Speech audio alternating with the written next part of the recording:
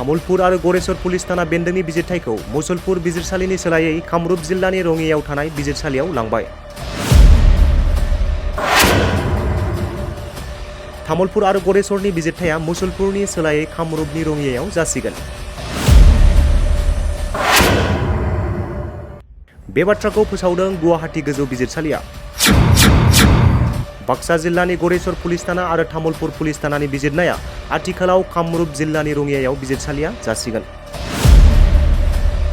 बोहैथि बोसोरनि 29 जुलाइखालि आसाम सरकारनि दिसपुर जनता भवननिफ्राय नखर बिफाना हरनाय सरकारि लाइजाम बादियैब्ला नं इ फाइल नं 33224 नि बिथोन बादियै 16 आगस्तखालि गुवाहाटी गोजौ बिजिरसालिया तामुलपुर आरो गरेस्वर पुलिस थानानि बेन्दोंनि बिजिरथायखौ बाक्सा जिल्लानि मुसलपुराव थानाय डिस्ट्रिक्ट आरो सेसन जाज बिजिरसालिनि सोलायै कामरुप जिल्लानि रङियायाव थानाय साब डिभिजनेल जुडिशियेल मेजिस्ट्रेट मेट्र' आरो एडिशनेल डिस्ट्रिक्ट एन्ड सेसन जाज बिजिरसालियावसो बिजिरथाय होनायखौ थिग खालामबाय।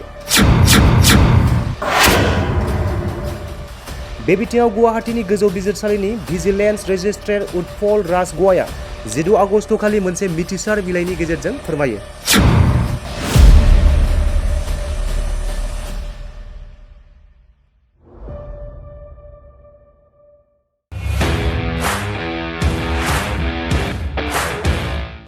इन्डिपेन्डेन्स डे स्पेशल अफार लाबोदों सेरफांगुरियाव थानाय फुंखा इन्टारप्राइज बाजाज श'रुमा।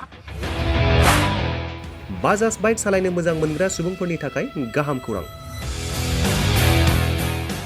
क'क्राझार जिल्लानि सेरफांगुरियाव थानाय फुंखा इन्टारप्राइज बाजाज श'रुमा होगासिनो दं 31 आगस्तसिम इन्डिपेन्डेन्स डे स्पेशल अफारनि एक्सेन्स।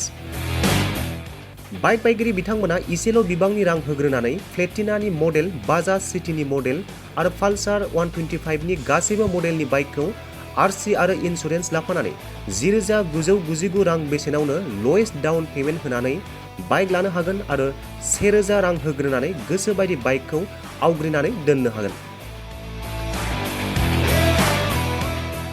सेरफांगुरि फुंखा इन्टारप्राइज बाजाज श'रुमजों लोगोसे सराइबिल फुंखा इन्टारप्राइज बाजाज श'रुमावबो बाइक बायगिरि बिथांमोना खुंफुंजानाय इन्डिपेन्डेन्स डे स्पेशल अफार लोगोसे एक्सेन्सआव फैनानै नोंथांमोननि बाजाजनि बाइकखौ लांफैनो हागोन। सेरफांगुरि फुंखा इन्टारप्राइज बाजाज श'रुमा नोंथांमोननो लोगोसे मोजां अफारबो लाबोदों।